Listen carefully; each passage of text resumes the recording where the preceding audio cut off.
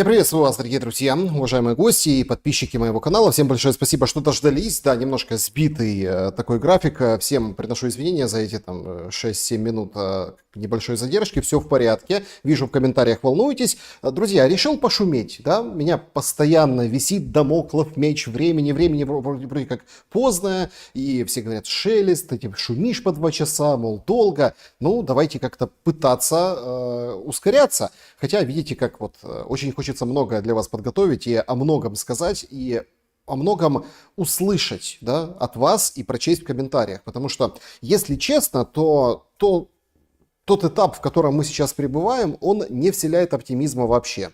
Потому что на самом деле кажется, что закручивается очень едкая и, такая тяжелая воронка в такой едкой субстанции войны, в которую втягивает все больше, больше и больше. И дальше еще более эта кислота будет разъедать народ, народы, общества, части света и даже там за океаном, хоть там достаточно прохладно отнеслись к последним событиям, таким вопиющим случаям с элементами терроризма, атак на российскую территорию, удары там по украинской территории и, конечно же, аэродромы, да, которые там путем спецоперации Малюка, в общем-то, были поражены, и Крымский мост, который вроде как поражали, но не допоразили. В общем, обо всем поговорим, попробуем разобраться в тенденциях, в происходящем. Наша любимая, излюбленная рубрика, даже несмотря на то, что мы по времени там, может, где-то будем ужиматься, чтобы не раздражать многих комментаторов. Если, кстати, вас не раздражает, и мы готовы общаться как бы спокойно, никуда, в общем, не пытаться гнать лошадей, то тогда напишите в комментариях. Начнем с традиционного, нашего любимого. Это игра в города. Откуда? Пишите, вот Андрей Фалькевич очень хочет, чтобы я именно так сказал, да, в игре в города. Это город-герой Севастополь. Привет, Севастополь, спасибо большое. Единственный город, единственное место в Крыму, где я был, да, в своей жизни, это Севастополь. Замечательный. Николаев смотрит. Сумы, США, Техас, Москва шумит с вами. Привет в Москву. Харьков, Литва. Угу. Литва, Харьков, прекрасно. Значит, вот мне пишут, Ева, шелест, хватит игнорить, каждый раз говоришь, что тебя кто-то просит делать шум короче, но нигде не видно таких комментов в это время в чате под видео, наоборот, говорят, нужно шума больше. Не-не-не, ребят, я не кокетничаю, правда, попадаются мне такие комментарии, что, ой, глянул, 2 часа, все, смотреть не буду, пропала охота, времени нет. Я понимаю этих людей, они дорожат своим временем, но мы с вами, поэтому шум выходит вживую, поэтому мы с вами общаемся, все как есть. То есть не уличайте меня в кокетстве, здесь дело в другом. Я правда понимаю, что есть объемные выпуски, там люди не досматривают, пролистывают, проматывают, плюют и бросают, поэтому вот исключительно из унификации, да, вот это вот мои слова в начале. Ташкент смотрит, ух ты, Дмитрий, спасибо большое. Вешки, Уфа, Киев, привет из Ялты, привет Ялту, Ужгород, Кинзадза. Кинзадза. Ну, это вряд ли город, но все равно приятно. Ку, надо вам сказать. Ку. Ку в Тюмень, Ку в Уфу, в Саратов тоже. Город-герой Донецк. Графство Килдер, Ирландия. Ух ты. Хайфа шумит. Пошумим с Хайфой тоже вместе. Цюрих, Швейцария. Виндил. Перу. Перу, ничего себе. Сочи, Трусковец, Лион, Франция. Афины с вами и Кишинев. Привет в Кишинев. Мордовия здесь. Азов, Грузия. Ереван, Прага, Берлин, левый берег Херсона. Ух ты, здорово. Привет вам на левый берег Херсона. Тоже Бровары, Уругвай. Традиционно не Украина, а Уругвай, потому что в настройках YouTube не видно. Москва, опять-таки Тверь, Заречный, Хогвартс с нами, Грузия, я уже говорил, но всегда приятно. У вас такая вкусная кухня, что всегда приятно повторить Грузию. Пенсильвания, привет из Буковели, в Буковель тоже пламенный привет. Доминикана на связи. Замечательно. Россия, Казань, Чебоксары, Дижон, Франция. Слушайте, это просто замечательная география. Я и всегда рад это, ну вот, это всегда придает заряд. И всегда, знаете, хочется как-то по-другому говорить. Все говорят шелест, шелест, а что ты как-то с не такими эмоциями о каких-то вещах рассказываешь? Да вот потому что вот эта география и это единство наше в порыве шума, оно вот придает абсолютно другой задор, заряд, азарт и другие настроения в тональности. И многие там проматывают эту нашу ритуальную часть и потом так удивляются, да, что это такое? Вроде как же такое событие, а вот это нет, потому что мы все вместе. Мы вместе шумим. Пишите в комментариях, кстати, и по поводу вот этих вопросов тоже. QR-код, который видите на своих экранах под логотипом шума, возможность ворваться на экран, поддержать канал. Спасибо за супер стики, супер спасибо, супер чат. И к вопросу нашего сегодняшнего эфира. Как вы думаете, что будет с суммами? Это, конечно, самый главный, самый болезненный вопрос. Его всячески пытаются обходить, даже несмотря на то, что Зеленский съездил, сфоткался на фоне Стеллы Суммы. Это беда, это настоящая беда, но внимание. Это абсолютно другая история. Я поясню, почему выделяю Суммы. Потому что если там Луганск, Донецк, не про людей сейчас, не про города, которые там чуть жаль, чуть-чуть, а потому что Суммы, это никто не собирался захватывать Суммы. Никто не собирался угрожать Суммам, никто не собирался строить буферную зону, никто не собирался ввергать север Украины, Сумы, Чернигов, ну, имеется в виду области, в войну и там прорубать какую-то или буферную зону, или заходить к областному центру, или окружать, или оккупировать. Этого в планах не было, от слова совсем. Если бы в прошлом августе великие и могучие стратеги Наполеона Бонапарта Александровича не скомандовали еще одним Сырским, да, то есть идти вперед и проводить, держать плацдарм в Курской области. Это было понятно и предрешено, что рано или поздно выбьют оттуда, потому что силы не безграничны, война идет, фронт очень широк, ресурсов не хватает, но тем не менее все думали, что это к чему-то приведет. А привело к тому, помните вот эта история, там Зеленский лично говорил, публично, говорит, мы обменяем Суммы. Ну что, Курскую область, ну что, обменяли, получается, на Суммы обменяли. И людей там по-другому эмоционально, ну, ты воспринимаешь, потому что это исключительно из-за вот этих полководческих талантов первого, да, лица, ну и там дальше остальных исполнителей. В чем вопрос? О Курской операции не знал никто. Вот как сейчас, да, об аэродромах американцы не знали, Ермак там ходит, отдувается, Путин созванивается с Трампом, мы об этом тоже поговорим. И получается, все сделали вид, что это вот такая инициатива Украины, да, вот украинская инициатива. И вот получается, что вот украинская власть и отвечает за это. Это к вопросу о признании тех или иных ударов по аэродромам или там других каких-то там по Крымскому мосту. Это так или иначе вопрос об, ну, да, вот Малюке, как фронтмене этого всего. Все равно, получается, придется отвечать. Прошло полгода, ну, условных там, может, чуть больше. И, значит, с момента вот этого вот движения в Курской области, и мы видим угрозу Суммами. Поэтому вопрос, что будет? Окружат и заберут. Пройдут вплотную, но не войдут, разрушат до основания, будет так же, как и сейчас, но долго. То есть это все долго, вот это вот все, то есть варево этой войны, это будет основательно, никто в шею не будет гнать, но регион будет умирать, да, то есть потому что уже эвакуация, уже люди непосредственно из Суммы эвакуируются. Голосуйте, мы в конце подведем итоги нашего опроса. Значит, Петербург с нами, спасибо большое. Шелест, ты сам все понимаешь. Мы все понимаем, друзья. Из Одессы сижу в Вене со своей семьей. Сергей, прекрасно. И это хорошо, что вы со своей семьей. И привет вам в Вену, хоть вы из Одессы. Сумма Харьков интересуется, когда референдум. Ну, сами понимаете. Лос-Анджелес, Калифорния, прекрасно. Мариуполь номер 2. Что такое номер 2, непонятно. Но Мариуполь. Мариуполь номер 2 вы имеете в виду будет с Суммами. Значит, Харьков, да, я понял, Кинзадзаку, Харьков, да, спасибо большое. Саша, фронт уже рухнул. Не похоже, поговорим немного о фронте сегодня. Из Богучара привет, привет, Богучар. Грозный, ух, спасибо большое. Привет из Грозного, США, Луганск, Екатеринбург, далече. Друзья, спасибо большое за игру в города. Я еще раз напоминаю, что это окрыляет, воодушевляет, и поэтому даже если посмотрите из-за разницы часовых поясов и послушаете в записи, то, пожалуйста, все равно в комментариях напишите, откуда вы, это всегда украшает комментарии. И извините, пожалуйста, за эту какую-то доброту розового пони. Давайте вот по темам сегодняшнего шума вот пройдемся, что называется, основательно в комментариях тоже, потому что проект «Шум» ровно для того, чтобы мы шумели и обсуждали то, что происходит. Начнем, пожалуй, с самого, что ни на есть, самого-самого. Перед нашим эфиром буквально сегодня выходит умопомрачительная новость. Значит, как дело было? Понятно, есть заявление Путина, там до этого было заявление Зеленского, сейчас по ним пройдемся, но принципиально важный, я считаю, главный момент — это, естественно, созвон Трампа и Путина.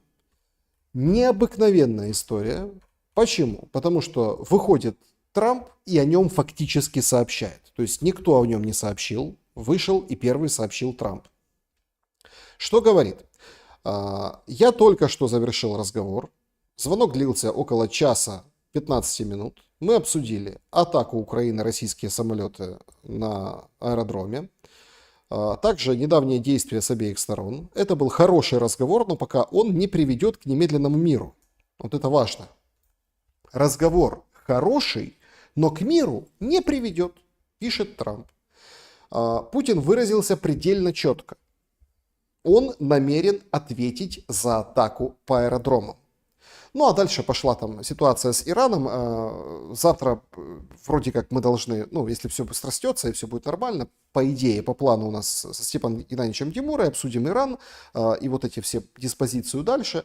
Там переговоры, Путин предложил принять участие в этих переговорах. Тоже интересная и такая загадочная история. У него специфический взгляд, но там нужно очень цинично смотреть на ситуацию с Ираном. Но давайте все-таки первую часть, вот эту, смотрите, сколько она занимает. Вот, в принципе, вот так. Меньше половины. Меньше половины о разговоре с Путиным. Ничего, собственно, нового. То есть, Путин сказал Трампу: я буду отвечать. Все. То есть, это будет ответ за это.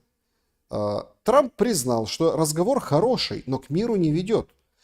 То есть, хороший в плане Иран обсудили, и там есть наметки, или хороший в принципе с Путиным разговоры по украинской ситуации. Вот что оставляет загадка, ну такая своеобразная, подвисает в воздухе и оставляет вопросы. Причем интересно, что ровно после этого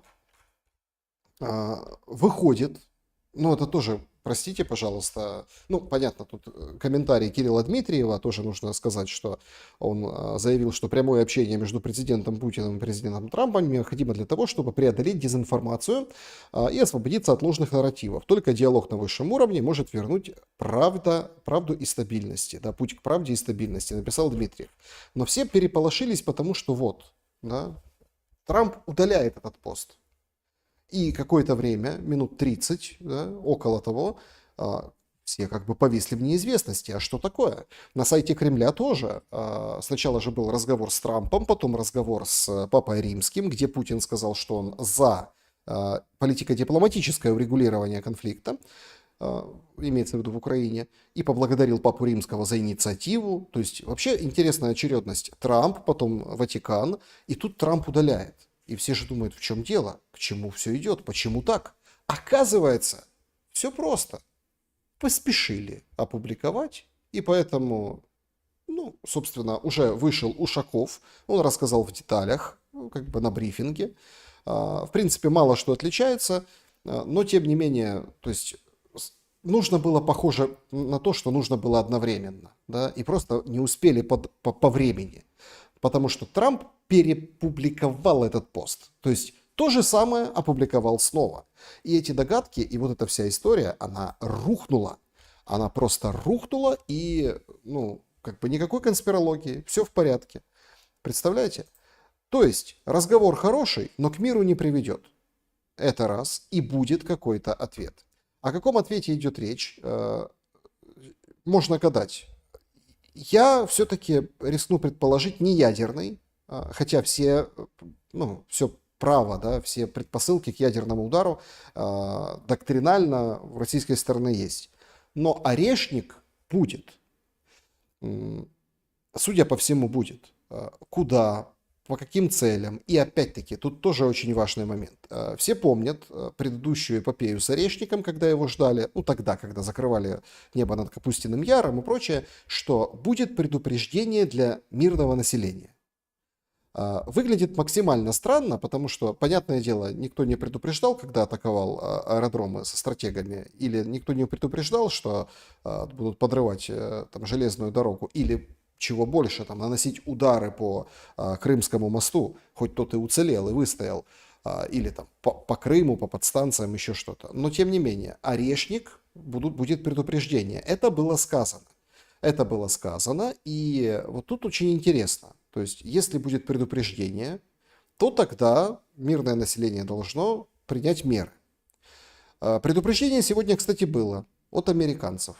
Госдеп и посольство США, которое ему подчиняется, сегодня призвало всех быть крайне осторожными, потому что это, кстати, вот в момент вот этого разговора вечернего, по нашему часовому поясу вечернего, получается, что американцы что-то знают.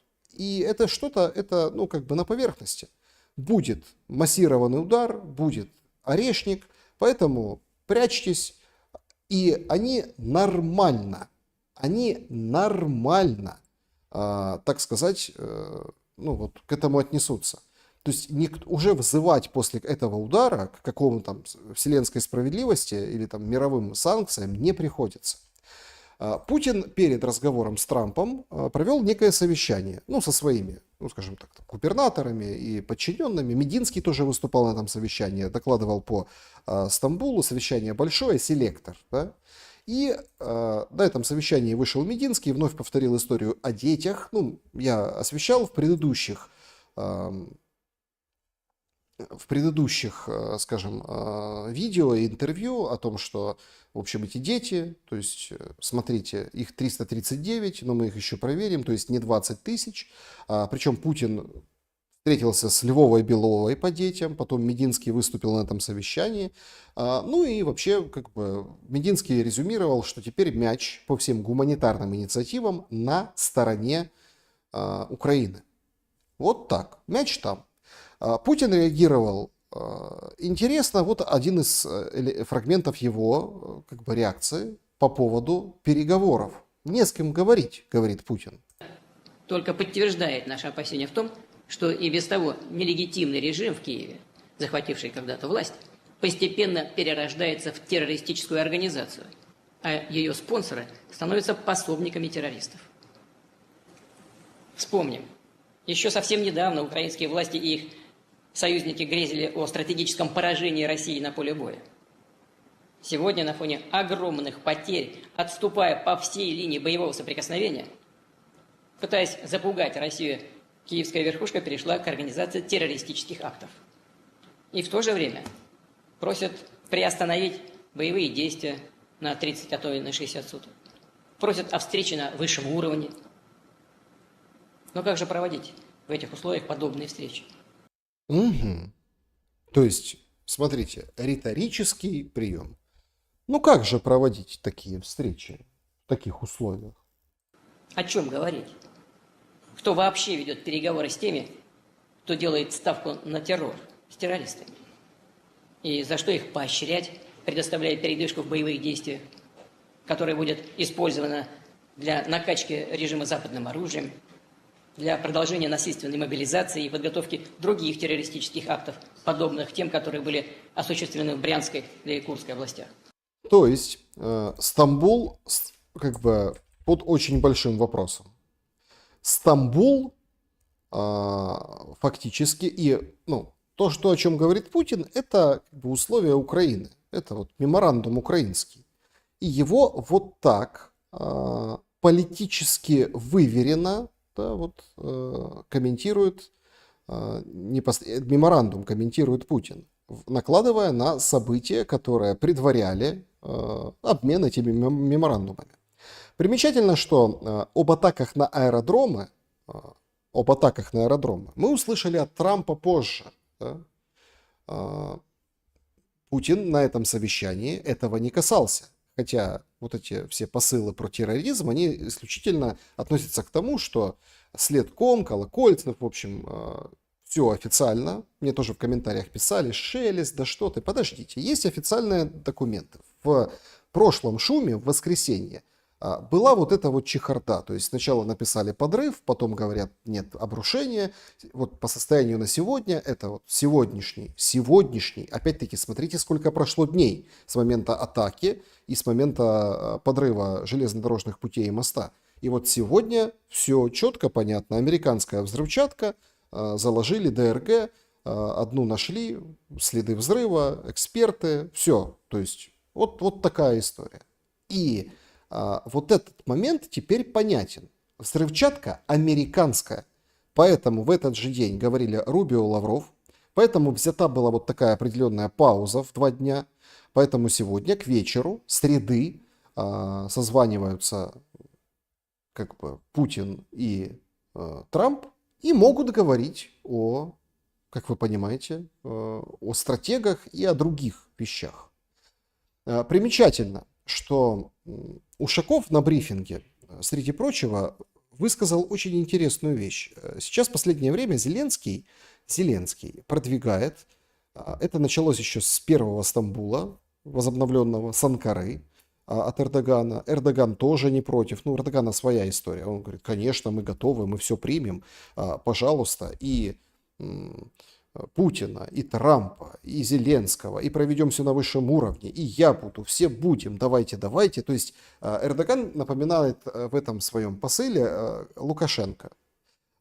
Заметьте, похожая история. То есть Лукашенко тоже в момент, когда Минск, ну там не Минск, а Гомель, ну в общем Беловежская пуща, короче, то есть когда первые переговоры были же в Минске, первый раунд, и он тоже, и так, хотите, вот вам, пожалуйста, он сам об этом говорит, самогонка, вот вам, смотрите, все насыпем, картошки нажарим, все будет хорошо, что вам надо, пожалуйста, то есть там компьютеры, что угодно, то есть садитесь только и разговаривайте. Эрдоган тоже, но у Эрдогана геополитическая игра достаточно серьезная на этом. Представляете, у него в Стамбуле соберется Путин, Зеленский и Трамп. Вот это будет номер. Но этого не будет, потому что Ушаков сегодня вышел и сказал, что предметно, то есть на уровне теории какой-то там, да, что когда-нибудь там вот мы, ну, конечно, да, почему нет. В дипломатии нет слова нет. То есть да, но, переговорные группы договорятся. И, как вы понимаете, то есть как бы, этот вопрос снят. Но Зеленский стоит на своем. Послушали Путина, давайте Зеленского послушаем. Он тоже фактически, но не в такой риторике. Я хочу, чтобы мы сравнили риторику, как сказал Путин и как говорит Зеленский об этих контактах і обмінах меморандума. Виглядає так. Вони готові до обмінів, бо це їм потрібно. А ми готові до обмінів, але продовжувати зустрічі дипломатичні в Стамбулі на рівні, який не вирішує нічого далі, я вважаю беззмістовним. Так, смотрите.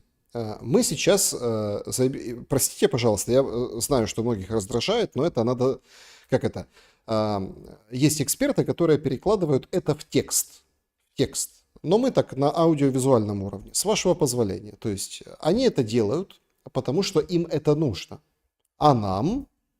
Бо це їм потрібно. А ми готові до обмінів, але продовжувати зустрічі... Мы готовы к обменам, но... продолжать встречи на уровне, на котором ничего не решают? Нет. Дипломатичні в Стамбулі на рівні, який не вирішує нічого далі, я вважаю беззмістовним. Я так вважаю. На мою думку, Ну, можно сразу сказать было, стамбульские встречи бессмысленны. Они ничего не решают. Погодите, так вы же обмены провели, вы же решили. Это же в Стамбуле было. Обмены, вот это все, там, меморандумами, в смысле ничего не решают. Так вы готовы? Не готовы. потому что ничего не решают. Это очень интересный как бы оборот. Мне скажут и напишите вы в шуме в комментариях, да он сам ничего не понял, что он сказал. Все, он понял. Обміни йдуть і повинні йти, а русські не готові на припинення вогню, принаймні той рівень ще раз делегації не готові це вирішити. І вони вважають, що це питання лідерів. Вони самі про це нам сказали. Ага. Значит, вот это вот очень интересная уловка. Мы помним, как пробивался на прошлой неделе перед, ну, даты оглашались, да, перед вот этим Стамбулом, который был только что, да, вот в понедельник. Зеленский говорил, что нам нужна встреча, мы продавливаем встречу. А потом он выдает, что русские ему сказали, что прекращение огня решается на уровне лидеров. Мол, я тут рубаху и другие мягкие ткани на себе рву за прекращение огня и за встречу лидеров, потому что это прекращение огня. То есть мы видим переконструирование позиции и реальности. Питання припинення вогню іншого рівня. Так. Моя пропозиція Ну давай, предлагай. Ми пропонуємо, і думаю, що нас партнери можуть підтримати, але ми пропонуємо русским припинення вогню до зустрічі лідерів. Вот так вот. Контрпредложение. Прекращение огня до встречи лидеров. Ушаков сегодня говорит, предметно никто об этом не говорит. То есть, фактически мы имеем, ну, то есть, встречи лидеров не будет.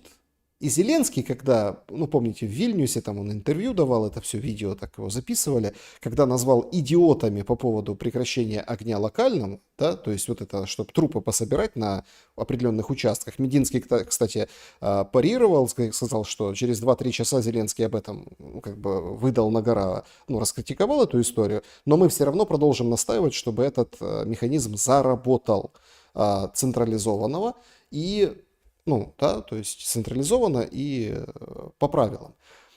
То есть контрход, значит, прекращаем огонь до встречи лидеров.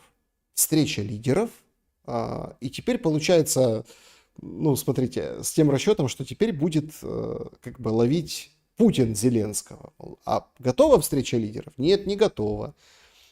И вот такой вот, теперь не будем встречаться ради мира, понимаете? То есть квартал 95 и какая, как бы, как перевернули все. Моя така думка особиста. Перше, ми готові до зустрічі. Одразу хочу, щоб не було будь-яких інсинуацій. Зустріч на вибір русських. Стамбул, Ватикан, Швейцарія. Все це є. Ми Меню такое. Стамбул, Ватикан, Швейцария. Все это есть. Давай, я предлагаю.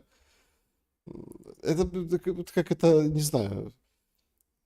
Ну, он же с этой концертной среды, да, это как это на концерте гастроли расписывают. Давай, Стамбул, Ватикан, Швейцария, пожалуйста. Тут вообще не вопрос. То есть организуем в лучшем виде там отель, кейтеринг, да, кейтеринг, мерч, вот это оттуда. Сейчас мы тут тебе все сделаем. Пожалуйста, давай. пропонуємо зустріч з понеділка в будь-який день. С понедельника в любой день. То есть Зеленский себе график освобождает на следующую неделю. Давай, я свободен. Чому припинення вогню на рівні до зустрічі лідерів? Тому що ми зустрінемось, якщо немає жодного ніякого порозуміння, якщо немає бажання деескалації, немає бажання і поглядів, як це завершити, то припинення вогню закінчиться в цей же день. З боку руських, односторонньо. Будь ласка. Якщо ми побачимо, що можемо продовжувати діалог, і готові до відповідних кроків деескалації, то ми продовжимо. Режим припинення вогню, так, з американським моніторингом, з американськими гарантіями посередництва. Я вважаю, що якщо русські не хочуть припинення вогню довгим, то наша зустріч може бути, починаючи з завтрашнього дня, в будь-який день. Ну, то есть, вы поняли, да? Прям пожалуйста, давайте мы встретимся и потом определим. Вот в такую игру, в принципе, продолжает играть Зеленский. Ровно такую игру. Но чтобы все понимали, что это вот своеобразная игра, тут нужно как бы подчеркнуть ряд вещей. Вещь первая. Все прекрасно знают, что Ермак, который отправился в США,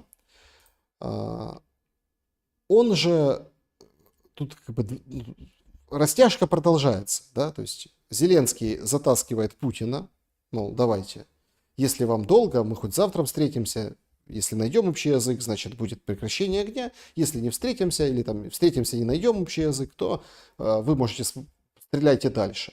Это что он там такого ему хочет предложить? Такого? Аж страшно придумать. То есть, да? Но это одно крыло. А второе крыло, это, как бы это так правильно выразиться, второе крыло это санкции. Ермак отправляется за санкциями в Америку. Уникальный визит, мегапотужный, просто ошеломляющий. Он вчера встречался с Уиткофом, о чем подробно расписал. Причем, я хочу отметить, пишет Ермак у себя о встрече с Келлогом, ну как бы, да, по-доброму, о встрече с Виткофом, ну прям такой он ему зарядил. Слушайте, вот это вот настолько потужно врезал. Вот Келлог. Я вообще не понял, что это за фотография протокольная. Типа встретились, стоят и смотрят. Стоят и вот это вот все. Причем в окружении, походу, нашей делегации. То есть его обложили, Келлога обложили. Тут же наш какой-то в нашей военной форме, да, там какой-то дипломат, и там кто-то вообще плюнул, ушел, женщина в костюме, господи, ну их, и Маркарова такая, здесь я посол, я вот ту, которую хотели убрать, да, еще там, сохранилось, нормально все, оп, я здесь, Келлог, и смотрят друг на друга, смотрят, сверлят глазами, представляете? Но это было вчера. Сегодня санкции очень потужно выбивал Ермак у Рубио. Ну, смотрите, Витков, он, конечно, советник, Келлог спецпредставитель, но надо же встретиться с знаковыми людьми. Рубио вот так протокольно пересекся в предбаннике своего кабинета, в коридоре, вот это вот встреча с Марко Рубио. Причем видно, что встреча была мимолетная, поэтому надо было успеть сфотографировать. Успеть. Ермак сам пишет, что мы там все обсудили, не знаю, все на свете, прекращение огня, и все, вот прям, но это четко напоминает вот эти встречи, когда платят там за какой-то благотворительный взнос, какие-то 50-20 тысяч долларов, да, какие-то политики, приходят там, отсвечивают где-то в толпе, а потом у тебя есть там условно, как в Ватикане у Урсулы фон дер Ляйен и Трампа 20 секунд, чтобы так вот встретиться, быстро сфоткаться, быстро, если с Келлогом хоть там позировали, а тут надо быстро пересечься, что-то обсудить, тын-тын-тын, что-то сказали, что-то передали, ну и все, понимаете? Ну и все. Вот такая встреча. Ну, по крайней мере, так выглядит эта встреча. Ну и второй кадр, если первый будет неудачный, но ну как-то что первый, что второй неудачный, понимаете? Это вот история, когда он, ну так вот, да, как бы, говорит, да я там утюг забыл выключить, показывает Руби, вот там, да, вот здесь, да, а он стоит там, мир, санкции вводи, а там сейчас там вот, секретарша, запишись там, где там как, и Маркарова там с блокнотиком же все вот это. Ну вот такая атмосфера, встреча Ермака и Рубио, понимаете? Вот такая вот атмосфера. И по большому счету, ну, о чем нам говорит, да, вот, собственно, даже вот этот вот, даже сам Ермак в своих, так сказать, опусах. Ну вот, пожалуйста, да, он отчитывается, у него все хорошо, вся команда сегодня очень конструктивный брифинг для сенаторов в Вашингтоне провела и показывает команду. Официальное представительство, интернет-представительство президента сообщает, что в Вашингтоне делегация для сенаторов брифинг провела. Брифинг — это вот сидят сенаторы, смотрите, они уже все, ну, большинство из них уже такие, ну, вы понимаете, да, то есть очень молодые люди. И кто-то задает вопросы, кто-то все. И, в общем, смысл этого всего, тут длинный опус. У него, во-первых, честь с сенаторами встретиться. Мы не начинали войну, но мы ее должны закончить. Это я где-то слышал, да, из времен демократов. Мы согласились на 30 дней прекращения огня без условий, а Россия отказалась, и это показывает настоящее намерение Москвы. Путин, Медведев, Мединский — это не о мире, это прогнозы о войне. Россия хочет тянуть время, готовится к новым атакам. Мы держимся, учимся, в общем... Спасибо за джавелины, за каждый Патриот, Хаймарс и санкции. И санкции. Мы благодарим за всю поддержку. Ну, в общем, вот так. Ну, то есть, вы видите, других фотографий с Рубио нет. Да? Если бы они были, протокольные были, значит, ну вот как здесь, да, то есть, вы смотрите, тут и посмотрели, и обнялись, и постояли, и еще раз посмотрели с Келлогом. С Келлогом было чуть-чуть больше времени. Можно было сфоткаться. А непосредственно с ними нет. То есть, понимаете, да, уровень встреч и как бортуют Соединенные Штаты Америки. Но не поехать он не мог, потому что нужно было, по всей видимости, отвечать за то, что натворили. Это вот как бы вчера, сегодня визиты Ермака. Но... Чтобы больше понять о Зеленском, и так вот, когда я показывал Зеленского, все спрашивают, что ты вот Шелест улыбался, да, например. Ну вот, что это, что смешного? Не, ну понятно, манера деловая, вот это все. Ну зачем смеяться? Ну, это же смешно. Во-первых, потому что все коверкается. То есть идея Трампа, а теперь стала наша идея. Ну, это весна, да, вот, о перемирии длительном. Во-вторых, вот эта история, Путин, приезжай, давай ты приедешь, не договоримся, тогда будем воевать дальше. То есть он его зачем-то выманивает, да, на эту встречу, чтобы вот показать, что вот Путин, ну для шоу, ему нужно это для шоу. То есть человек, который сам себе запретил и всем вокруг запретил переговоры с россиянами, с Путиным, он теперь вот, да, зовет Путина. А тут к нему не едет. Представляете, говорит, о чем, с кем говорить? С режимом, который превращается в террористический? Ну, такая, как бы такая бесхитростная логика. То есть, еще раз, я эту мысль высказывал в каком-то из шумов достаточно давно, ну, несколько недель назад, что ему нужна легитимность от Путина. Вот зачем эта встреча. Путин должен признать Зеленского легитимным фактом встречи. Сегодня Путин заявил о нелегитимности. Ну, он говорит, среди прочих вопросов нелегитимности есть еще вот этот вопрос, да? Ну, там, террористических действий. Чтобы понять вообще, в какую игру играет Зеленский, нужно обратить внимание на вот эти умиляющие, потужные видео. Значит, было мероприятие в Мариинском парке с участием детей, которые выступали. Ну, там ансамбли в украинских костюмах. Прозвучала тревога. И чета Зеленских, участники, спустились с Мариинского парка в подвал, в бомбоубежище. И, представляете, выставляют под патриотическую песню, ну, это там сами люди, там дети, ну, понятно, это все разрешено. Смотрите, они сидят в подвале и кушают пиццу. Представляете, вот пиццу берут и кушают пиццу. Вот они. Накладывают чего-то. Смотрите, как этот, когда официант лучше одет, чем ты. Детям, участникам, да, деткам подносят пиццу с пылу с жару, так сказать. Зеленский что-то вот пытается ломать, соус, да, какой-то. Тут подходят помощники, там Зеленская Елена. Пицца, наверное, со скумбрией была. То есть вот они вот это кормят детей пиццей. Смотрите, какие человечные. Вот просто так, без никого. Нет никого. Они в подвале под Мариинским парком сидят. Ну, долго ж тревога там. Подолгу. Надо вот это. И это все показывают, демонстрируют. А это вот вообще потрясающе. Ну, закончилась тревога, выходят с пареньком. Йдемо з паном президентом. Привіт. Понятно, что паренька счастье, да, там сколько ему там, лет 14, лет 13, да, то есть, а может старше, не знаю, непонятно. То есть вот радость какая. Идем с паном президентом. Це просто сьогодні емоції зашкалюють. Ну прикольно. Маріїнський і бомбосховище. До речі, Да, эмоции зашкаливают. Мариинский дворец, и он там бомбоубежище показывает.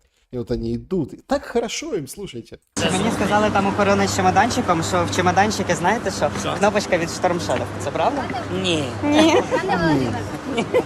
Какое мимишное, какие видео. Мне там сказали, что охрана там кнопочка от Storm Shadow. Не. Так весело, так замечательно, понимаете? Ёлки-палки. А если вот, смотрите, предположить, что война идет на уничтожение. Вот украинцы же стреляли по Кремлю. Россияне же могут стрелять по Мариинскому дворцу. Вы их собрали, этих детей, для каких-то там мероприятий. Спустили с ними в подвал, накормили пиццей, потом поднялись. Понимаете? А зачем вы их собрали там? Ну как зачем? Это же место вот такое. Так а если опасно? Зачем вы таскаете их туда-сюда? А у детей эмоции зашкаливают. Я так понимаю, что это будущий тоже защитник Украины. Там, правда, немножко подстричь придется. Еще там годика 3, наверное. И, в принципе, можно на контракт 18-24 пополнить ряды вот потушного. Мы же помним эту историю, когда, ну вот это 22 год, пустой центр Киева, идет Борис Джонсон с Зеленским, а там, откуда ни возьмись, актер, ну он правда актер, да, то есть сам по себе, стоит там в опущенном полуподвальном крыльце мужчина и говорит: ой, Борис Джонсон, мы вам так вдячні. И вот это вот на таком ломаном суржике как бы видит мимо себя, что он там стоит, стоит себе, и подходит, и там благодарит. Ну, закопали его уже, он уже был мобилизован, и все, уже нет этого человека. Ну вот еще один, вот, пожалуйста, очень, очень восхитился пиццей, приемом и так далее. То есть вот к этому все идет. Вот это мотив. То есть нет, а какой там кнопка от Storm Shadow? У него даже кнопки от Storm Shadow нету, понимаете? Нету там этой кнопки. Ты что? Но на самом деле это все поведение ложится в исключительную, очень такую, да, линию продолжения войны и срыва любых переговоров. Они сейчас и так на грани срыва. И, судя по всему, ни о чем. Ну, это было понятно после атаки одной, второй российских там ЖД-поезда, ЖД-поездов даже, да, и аэродромов. Украинцев внутри всячески готовят к тому, что а чего вы ждете? Ничего не ждите. Вот муж депутата Мезенцевой. Вообще, когда Мезенцева, интересно, считается депутат, близкая к зеленым, ну, к самому президенту. Вот есть там разные группы, их же всех понабирали по объявлению, там вот это как, типа как Майдан, знаете, сотники, да, сотники. И так политические партии создавались, там сотня сотня того, а потом там депутаты, там десятки того, десятники, вот это такое. И вот я рассказывал о том, что ее помощник в Киеве мужик выгнал из такси за леопардовый маникюр. Там же еще дальше будет, вот сейчас послезавтра, на выходных, как раз вот, да, начнется пляски ЛГБТ. Так это помощник это Мезенцевой. А это вот муж этой Мезенцевой. Говорит, вообще булки расслабили, зря. І це мене дуже сильно вкурює. Те, що я бачу зараз в суспільному просторі, те, що я бачу, як люди порозслабляли свої булки в зв'язку з тим, що війна має закінчитися в результаті якихось перемовин, це реально дуже сильно вкурює. Це стосується не всіх, ось тільки підтримка українців підрозділу нашого залишається достатньо сталою. То есть, подожди, так нормально донатят. Чё ты возмущаешься? Ну, донатят же. Нельзя людям на мир понадеяться. Булки расслабили. Вы чё тут вообще? Но нашего подразделения не касается. Нам донатят нормально, нас поддерживают нормально. Але величезна кількість, зокрема, моїх знайомих, які не є військовими, такі типу, так а що, там же війна скоро закінчиться. Хто вам вселяє це в голови? Кто? Кто вам говорит, что война закончится? Ничего не закончится. Я знаю, меня слушай. Задонать на Русорез. Ну или там на что-нибудь еще. Сейчас там Монобанк открыл вообще сборы на дроны против дронов, чтобы города защитить, понимаете? Вот это вот рассказывают. То есть кто и бесится, барбершопные воины бесятся, что, смотрите, елки-палки. Все мира хотят. Знакомые мои, которые не слушают, хотят мира. Представляете? Прозревают даже самые отбитые. Вот этот персонаж, которого я вам сейчас покажу, это отбитый персонаж. Это Остап Дроздов. Это человек, который, ну, максимально, скажем так, максимально упорот, всегда был. Его видео вы могли видеть, его фейс вы могли видеть в каких-нибудь там помрачительных антирусских, антироссийских, да даже там антиукраинских по отношению к жителям Востока высказываниях, да, умозаключениях. Но даже он прозрел. Говорит, беда, не можем не кончить войну, не можем не продолжать. Что делать, вот непонятно. Україна припинити війну не може. Україна і вести війну вічно теж не може, ну тому що це тоді означає, що ну що, все населення, не знаю, там включно до дітей пропустити через фарш війни при відсутності якихось, ну, При відсутності якогось... Представляете? Вести войну не может, остановить войну не может. Это что, надо всех и детей провести через фарш войны? Да, Остап, да. Такой план. Такой план. Рахованих, прагматично озвучених, там, приведених до міркувань релевантності цілей, теж, ну це теж якби не варіант, ну що тут, тоді вже нічого не лишиться. Тому тут взагалі нічого, ніякого розвиднення немає. Ніякого розвиднення нема. Беспросветно все, понимаете? Сидит Дроздов, который хейтил, да, русскоязычных, которые вот это все. Все, говорит, нет просвета. Нет просвета.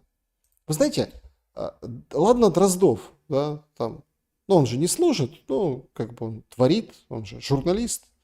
Но даже вот Белецкий, который, как бы, лидер корпуса, там же даже уже не это корпус, 3-я штурмовая, уже не бригада, а корпус, даже он учуял неладное, представляете? Прості слова, ми цю війну виграти можемо. Нам головне після цього визначити національний проєкт і не розірвати країну уже після закінчення війни. Это тоже, понимаете, логика от уровня 0. Значит, простые слова, мы войну выиграть можем. Можем. Главное, чтобы после того, как мы выиграли войну, не разорвало страну. А дальше он рассуждает, ну как выиграть? Закончить. Закончить. Не выиграть, закончить. То есть сам себе сразу починає себе поправляти. Не хочу зараз. Я вважаю, що мені не потрібно кожен раз там тост за перемоги. Я не буду говорити там перемогу. Я буду говорити закінчення війни на дану хвилину з максимально ефективним для нас результатом. Бо перемога це в будь-якому разі була б, зараз починаються там ці трактовки, була б відновлення кордонів. Так от, ми зможемо закінчити війну, після цього нам треба не розірвати країну. Знаючи український характер, у нас є всі шанси на негативний сценарій. Тому повинні працювати над позитивним. Ну, вот так вот. Значит, мы закончим страну и разорвем страну. Ну, войну и разорвем страну. Все. Понимаете? То есть, а характер украинцев такой, что сейчас вот мы закончим. То есть, вбивается в мысль обреченности, безысходности. То есть, выхода нет.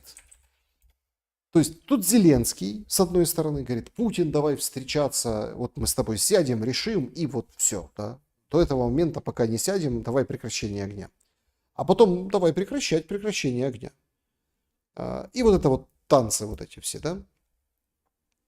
Дроздовы, там еще. Нам вбивают, что войну нельзя остановить. Потому что остановится война, риск разорвет страну. Нам говорят, что мы не можем остановить войну, да и воевать не можем. Цук-цванг, говорят. И вообще, кто вам сказал, что война закончится? И это все, вот эта вот накачка идет, вот это. Причем уровень логики абсолютно ниже плинтуса во всех случаях, приведенных выше, и в других тоже, их тоже много. но людям дают посыл, что война будет вечно. Ну как? Не вечно, но будет долго.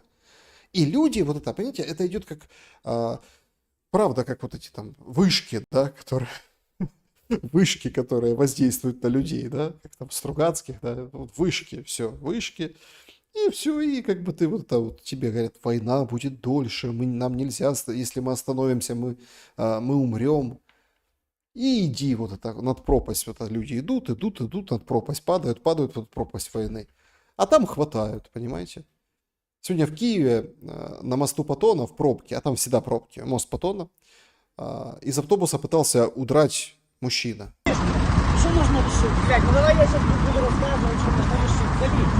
Он не хочет туда. Ну, сначала все так посмеялись, но это оказался автобус. Почему-то они его везли на автобусе, обычном автобусе, да, то есть, ну, по распределению, от точки А в точке Б, с сопровождением. Ладно, пусть не отпустят. Давай. Водитель вышел, говорит, ну поломаешь мне все то, у меня тут пенсия, там эти гроши платят, там, ну давай, ну не чуди, ну парень, ну ты ж никуда не денешься. Оп!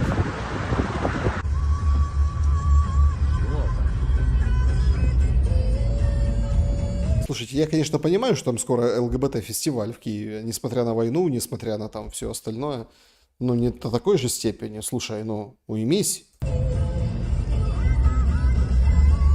Это он его подталкивает к героическому будущему защитника, захисника. Слушай, ему прям нравится, вцепился, как в родное. Да, вот такая история. Но если тут как бы я так в полушутку где-то, на самом деле ничего смешного нет. Это трагедия. Трагедия, тем более, что люди уже сообщают, вот сегодня, там, скоро, вот буквально там через, меньше чем через час, 5 число. 5 число – это последний день, когда ограниченно пригодные должны пройти ВЛК и там свои документы переподтвердить. Ограниченную пригодность уже никто не переподтвердит, все.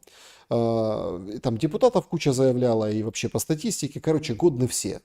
То есть годны все. Но люди не хотят, соответственно, денег ни у кого нет платить, потому что уже сколько война, и там вряд ли люди шибко зарабатывают, да, чтобы сохранить какой-то свой статус, который был раньше. Всех гонят воевать, всех в войска, а с 5 числа теперь полиция конкретно может сама, без ТЦКшника, брать и задерживать человека. Вот так было в Днепре сегодня. Это наша милиция, которая нас должна защищать. Посмотрите, что делают. Посмотрите, что делают. Чтоб вы понимали, человек неправильно припарковался. Ну, там вообще по-дурацки, видимо, там рядышком сейчас увидите, ну, кто-то там торгует, какая-то такая, ну, ядка, вот эти, лавка, да, вот это с какими-то там или овощами или с чем. Он неправильно припарковался, они его, видимо, пришли, пробили. Оп, наш клиент. Наш клиент. И давай. Документы положи, ты слышишь или нет? Наперед тебе. Подожди, дай я положу документы. Вы затримай. Девушка тоже там, вот, патруль, Днепро, видите, как все красиво. Не трогайте, затримание, вот это так ТЦК собирают человека. Просто, глянь, что делают. Глянь, что делают. Глянь. Глянь, что делают. Это забирают человека в ТЦК, даже не дали адвоката вызвать. Документы дай положу, говорю. Документы дай положу, говорю. Блядь, и что ж делать? Вот это так наша милиция нас защищает. Вот на наши налоги. Вот мы платим, блядь, наши налоги, чтобы вот так вот... Ну, да, крика много, налогов. А кому нужны ваши налоги, понимаете? Все, он говорит, да я положу документы просто, ну что вы, видимо там, ну, я так понимаю, что речь идет, он же на таком грузовом бусике, он же имеет в виду там накладные какие-то документы, там что-то привез, там, наверное, товар какой-то, там стал коряво, тут они раз его, опа, пробили, оп, наш клиент, давай валить. Не, ничего ты не положишь, никакие документы. А это Полтава. Это вообще нонсенс. Тут уже оповещение идет с полицейскими, да, то есть полиция, ТЦКшники.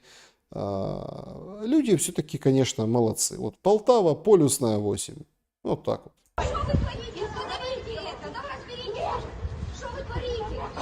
Значит, смотрите, что мы наблюдаем. Два этих оливковых, да, и полицейский, или полицейская, ну, наверное, полицейский. В общем, пытаются его каким-то образом, мужчину, ну, так сказать, заставить родину любить настолько, чтобы жизнь за нее отдать и пойти, так сказать, воевать. А рядом с ним женщина. Они так в раскорячку, потому что она пытается его отбить. Видите, вот женщина с розовой сумкой. Подходит другая женщина, видимо, постарше, потому что достаточно неуверенно стоит на ногах и пытается, ну, тоже как-то вот вмешаться.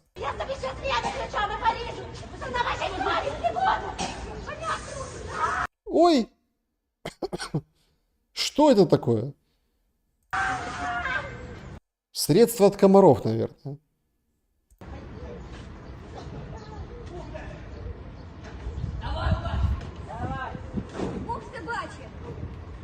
Бог все видит, да.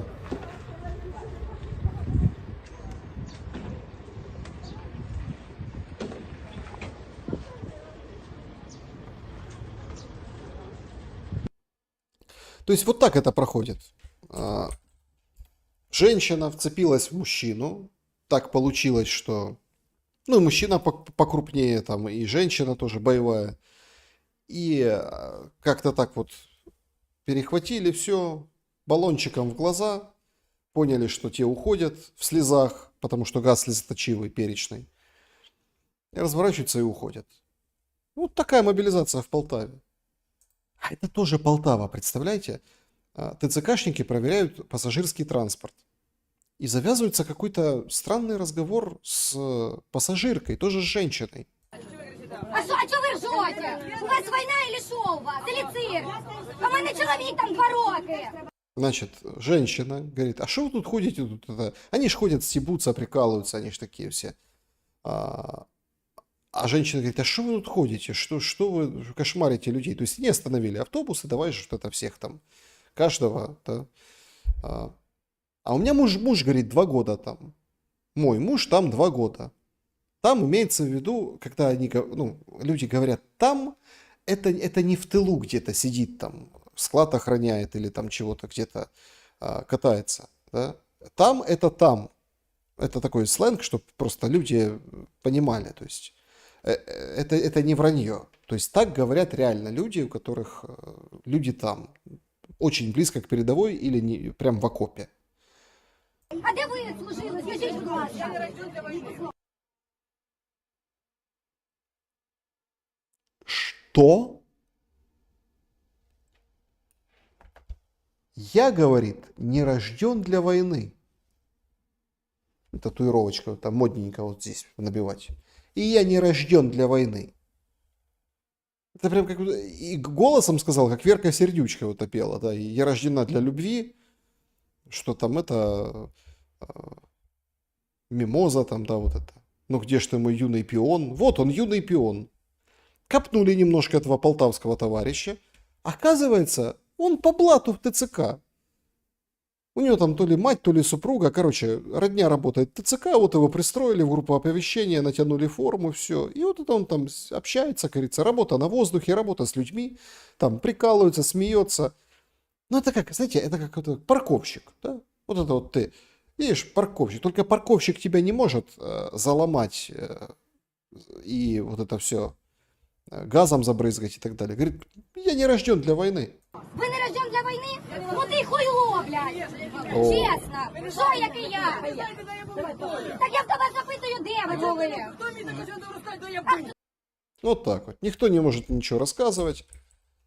Не рожден для войны. Я ТЦКшник. Сразу вспоминается гимн ТЦКшника, известного исполнителя Юрия Лисовского, да, который там клипы снимает, тоже там во все тяжкие, просто его там тоже и уголовные дела, и все на свете, и преследования, и так далее. Ну вот, понимаете, он не рожден для войны. А Швайка, который за рекрутинг, бывший министр аграрной политики, свободовец, говорит, что все рождены для войны. Кому верить? Все одно будуть служити всі, через окопи пройдуть всі, через підготовку позицій, через підготовку фортифікацій, через навчання пройдуть всі. Все пройдут через окопы, через рыть окопы будут, сидеть в окопах будут. Все пройдут через войну. У нас немає ситуації м'ясних штурмів, коли сьогодні забрали, завтра відправили в окоп. Вообще нет. Нет такой ситуации. Нету мясных штурмов, когда сегодня взяли, завтра в окоп. Нет этого. Швайка говорит. Верьте Швайке. У нас базова загальна військова підготовка триває 7 тижнів. Для обмежено придатних, які йдуть в тилові частини, вона триває 1 місяць. Після того, як 7 тижнів пройшло, людина ще на фахову підготовку йде на відповідний вид озброєння, щоб тримати в руках там або працювати або в протитанковому, або в протиповітряному підрозділі. Людина має ще навчатися 2, 3, 4 тижні. И еще 2-4, еще месяцы. Учат, слушайте, учат. Ми готуємо всіх своїх військовослужбовців, і це не є виняток, і це не для красного слова сказано. Відповідно, чим краще ми підготували, тим більше плюсом доповнилося наше військо. Чим більше у нас плюсів, тим більше ти будеш мінусувати москаликів, відправляти їх в перегной і так далі. В контексті всі мають воювати щодо жінок. Ну и жінки тоже, да, но по желанию. И жінки тоже, но по желанию. Все должны воевать. Все, но не все. Сегодня сообщили, что в Киевской одной из военных частей пограничников, вот этот вот мужчина, это начальник части, к нему пришло ГБР, вручило подозрение, в общем, приняли погранца высокого, то есть начальник части. Знаете за что? За то, что он дал взятку, чтобы ВЛК, да, то есть написали, что он не годен. И вот это выяснилось, и вот пришли к нему. Тоже, наверное, не рожден для войны. Так а как же все будут воевать? Лучше пограничником быть, начальником части в Киеве, чем где-то там. Дал взятку, все, ВЛК. Пока ограниченно пригодные становятся, ну прям, знаете, как вот Иисус Христос исцеляет всех, вот это ВЛК. ВЛК у нас такие, всех там, ты без глаза, там, или как вот эти, помните, вот эти были очень популярные, ну там Гордон с пирамидками и вот эти пасторы, которые ходят там, брось костыли и иди, он бросает, все, ты пошел, возьми свет, вот это все, вот это вот наша ВЛК, возьми свет. Света только все меньше. А вот солдатики приехали на побывку. Это видео, оно разлетелось везде. Подписчики, это конкретно мне подписчики прислали. Это конкретно Киев. Вот эти 2 военных, там у них вещмешки лежат. Да, то есть это на побывку приехали. Ничего не смущает. Все нормально. Не, ну понятно, могут расслабиться. Выпить пиво, остановка, транспорт, наверное. Транспорт. Вот полки такие интересные, слушайте. С солнышком. Футболки с солнышком. И вот это вот все. Все будут воевать. Все вот пройдут через это. Сегодня обсуждали обмены. Вроде как подтвердили. 1200, заявляет российская сторона. Там больше прагматизму, чем у Зеленского, больше прагматизма. Вроде как подтвердили, 500 на 500, сначала поменяют вот этих, ну там, молодых до 25 лет и тяжело раненых, те, которые в плену находятся. Будет обмен 1200 на 1200. И потом трупы поменяют. Вот эти 6000 трупов, тоже, которые все обсуждают, что там перемножают на 15 миллионов.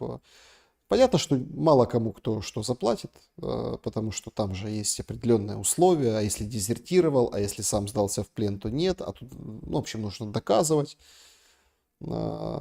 Доказывать сложно, идентифицировать еще сложнее. Но, тем не менее, этот процесс идет. И какое-то очень крамольное заявление от человека, который до этого возглавляет штаб координации обмена пленными, Юсова. Послушайте. Україна і Координаційний штаб враховують будь-які відомості, які можуть вважатись достовірними, які підтверджують факт перебування наших людей в полоні і те, що вони живі. Це і джерела Червоного Хреста, і оперативні дані. Это он рассказывает, как люди узнают, что там человек в плену. Ну, то есть Красный Крест, оперативные данные, то есть мы вот это, работа вот так вот ведется. Інформація від правозахисників з тої території. І колосальна сінт-аналітика, робота, в якій надзвичайно велику вагому складову відіграють родичі полонених. Тому що, Родственники пленных. безумовно, ніхто так не шукає, як вони, моніторять кожен куточок інформаційного поля для того, щоб отримати відомості про рідну людину. І кожного разу, після кожного обміну, це опитування хлопців і дівчат, які повернулись. Мы видели, я вам показывал эту мать, которая там как бы воскресла душой, когда во время очередного обмена стояла там с флагом, с напечатанным или там плакатом, с напечатанным фотографией своего сына, и другой пленный, освобожденный там, ну, по обмену, ей подтвердил, что он жив. Родственники главную роль в определении того, что человек в плену или нет, родственники играют самую главную роль. У нас, конечно, много инструментов, но никто так не ищет, как родственники. Очень больная тема, очень тяжелая тема. И на самом деле, ну, знаете, то есть, по идее, как это все люди должны, ну, вот как они думают, что попадает человек в плен, пропавший без вести, то есть нет человека, все волнуются, начинают там как-то искать. Государство приходит и говорит, мы нашли, вот смотрите, там-то, там-то, скорее всего, жив, будем узнавать. Там правозащитники и то, что он сказал. То есть государство родственника как бы, ну, его как бы держит в курсе. А тут наоборот, родственники держат в курсе государства, что смотрите, я нашел, вот, пожалуйста, мой там сын, мой там брат, он в плену. На черта это государство. Чтобы договариваться об обменах вот таких, когда там твой родственник попал на поле боя или в бою в плен, а ты его должен сам разыскать, принести государству, они, о, да, мы там подтверждаем. Хорошо, значит, он будет в плен, записан, и мы там будем его в списке вносить. Очень тяжелая тема. Очень тяжелая. Правда, лучше вот говорить о другом, о потужном. Вот смотрите, сегодняшняя новость. Значит, тут, я так понимаю, человек французский флаг держит, украинский. Кто эти люди, непонятно. Француз и украинец, наверное, подумаете вы. Но тут какое-то странное сзади у него с украинским гербом какая-то вот машина. Оказалось, это Мираж-2000, французские самолеты уже в Украине, представляете? А вот это типа сделано над Черным морем. То есть над Черным морем летит самолетик, так сказать, и вырисовывает фигуру. Да? Это флай-радар, он фиксирует транспондером передвижение самолета. И вот этот самолет нарисовал вот такую фигуру. Это вот трезубец, представляете, над Черным морем. Потужно. Потужно. Вот это новости. Вот это я понимаю. То есть мало того, что засветили миражи, мало того, что потратили керосину, мало того, что занимаются, извините, херней, в смысле летал в форме трезубца. Это же скрытная история. А если засекут, а если бахнут, а если еще что-то? Какой трезубец? О чем вы? Война, такое ощущение, как превращается в какой-то детский сад. Вот мы полетали, вот, смотрите, классно, миражи французские у нас. Ну, если вот так вот летать, трезубцы наматывать над Черным морем, ну, наверное, будут поражения и миражей. Вот это новость зато потужная, представляете, какая? А вот это вот, если честно, у меня вызвало там 2 дня назад очень много вопросов. Новость из Никополя. Значит, Никополь. Прилет дрона. Смотрите, как интересно. Он только что возле 14-этажки. Оно, видишь, летает?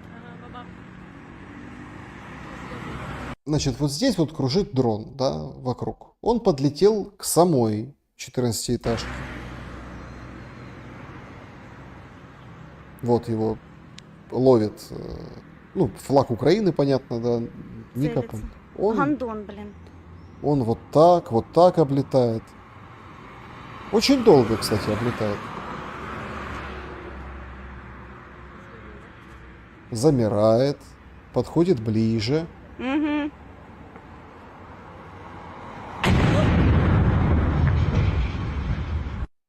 И, внимание, бьет в конкретную квартиру. Понятно. Смотрите, это все русские, это Никополь, прифронтовой город. То есть, да, вычислили, наверное, там, где там остановился кто-то из кого-то. Понятно. Но это же смертоубийственное оружие. То есть, если условно кто-то кого-то хочет заказать, нанимается вот этот дроновод, вычисляется. То есть ты дома уже не спрячешься, к тебе залетит и бросит тебе вот этот вот. То есть не надо там подкладывать машину, там тайно что-то. Операция длится там буквально 5 минут. Никто не успеет среагировать, в принципе. Подъехал, поднял дрон, раз, в квартиру, все. Дело сделано. И это нас ждет в ближайшем будущем. Это просто какая-то катастрофа. И это вот тема ближайшего будущего. Вот эти фуры, которые показывал там Малюк, и сегодня тоже показывали, что это там типа везут модульный домик. А что это там за крыша такая странная у модульного домика? Ну, это для модуля, для того, чтобы там туда еще какой-то прицепить. Или этаж, или какую-то черепицу. Но ведь это тоже грузовик берется, закладывается дронами, открывается, и все летят с искусственным интеллектом или полуискусственным интеллектом, как было в этот раз. Сегодня же там рассказывали подробности этого всего, что там, когда терял связь оператор, который сидел за этим дроном, то подхватывал искусственный интеллект, да, и бил там какие-то точки, которые там научили на Полтавском музейном заводе. То есть на самом деле меняется полностью там безопасность, протоколы безопасности. То есть это все абсолютно в криминальном мире может использоваться на раз. И вот этот вот это максимально странный удар в Никополе. Максимально странный, потому что он точечный. Конкретное окно. Залетел дрон. А мы вот это вот, понимаете? А мы вот все думаем, что война закончится. Закончится, начнется нечто другое. Мало вообще кто думает про завтрашний день. Вот решил поделиться своими мыслями про завтрашний день Разумков. А знаете, что его зацепило? Поговорка такая. Готовь сани летом. Но вот решил Разумков подумать. Ну как, не готовить, а подумать. А как их подготовить? Вроде начало лета. А что там зимой? Дуже везе кожної зими, тому що ми отримуємо достатньо теплу зиму вже 3 роки поспіль. Відносно теплу зиму. Але сьогодні ми прийшли з новим рекордом. Цей рекорд говорить про найменше зберігання газу в наших газових сховищах. Це найменше за 11 років. Сьогодні це 6 мільярдів кубів. 6 миллиардов кубов – это минимум, что есть в этих газовых хранилищах. Есть вариант, что, ну, это обсуждают люди. Ну, как, а какой ответ может Россия, там, куда ударить орешник? Ну, по газовым хранилищам, в принципе, может. Во-первых, газа не шибко много там. Во-вторых, а его брать негде будет. Эти хранилища, которые там пытались впарить в Европе, они уже... То есть газовой инфраструктуры нет. Там трубу подорвали. Может, конечно, восстановят. Это недолго, да? Но это суд же имеется в виду. Но тем не менее. То есть, ну зачем газовое хранилище? Ну, можно туда бахнуть. А там газа почти нет. 6 миллиардов. Минимум исторический. По запасам. Це фактично 19% від тих потужностей, які б могли бути. І сьогодні ми з вами говоримо про дефіцит бюджету. А я хотів би вам всім нагадати, як минулого року НАК «Нафтогаз» закуповував цей газ. Влітку, коли була ціна адекватна, коли можна було накопичувати і заганяти цей газ в сховища, «Нафтогаз» сидів і, вибачте за непарламентський вислів, в носі колупався. Дочекав, поки ціна на газ підніметься до величезних показників, яких не було давно, і почав закуповувати газ. Скажіть мені, будь ласка, це абсолютний непрофесіоналізм. Причому і я, і мої колеги з розумної політики про це говорили з трибуни. Треба віддати належне. Про це говорили колеги із провладної фракції.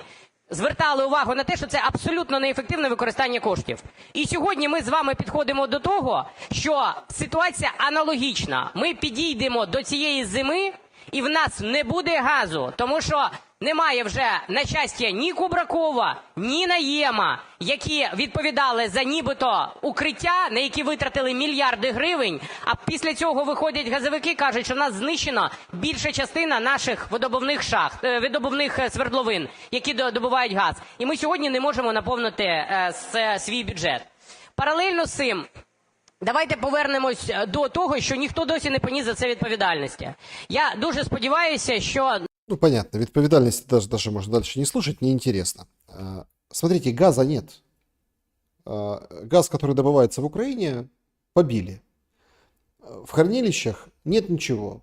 Нам рассказывают о том, что, ой, сейчас мы какой-то американский по технологии, там, американский, они что, гонят сжиженный, а мы вот по технологии заполнил наши хранилища, и будет у нас газ.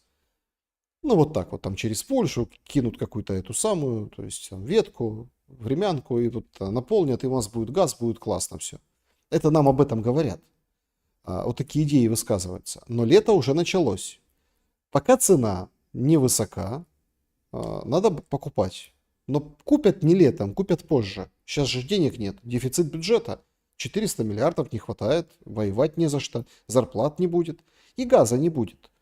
И, собственно, если все предыдущие годы вывозили на том, что газ не нужен, потому что нет промышленности от слова совсем нет, и он не потребляет газ, как раньше, да, и условно для комфорочки в каком-нибудь оставшемся, ну, какой-нибудь там, не знаю, вдовушке или матери там солдатика хватит еду разогреть, условно, то для каких-то таких больших целей, как обогрев, тут уже, простите, обогрев городов, тут уже начинают большие вопросы возникать. Это будет втридорога, и это будет в мизере, в минимуме. Я тут заговорил за промышленность. Сегодня, кстати, очень интересный повод пошуметь. И мы периодически, и вчера, и сегодня, я говорил о том, что пытается втянуть условно в эти все, в эту всю, да, в этот движ, втянуть, военные имеется в виду, втянуть Беларусь. Представляете, вот какие кадры приходят в Беларуси? Смотрите. Беларусь 54-25. Презентация трактора. Трактор Беларусь 54-25.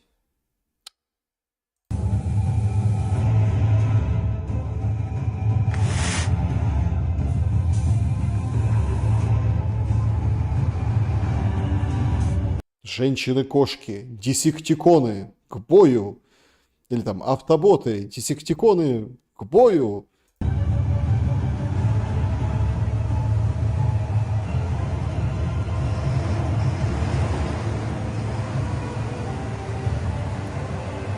Ой, смотрите, он еще так колесами вот так поделал. В украинских пабликах над этим трактором ржут.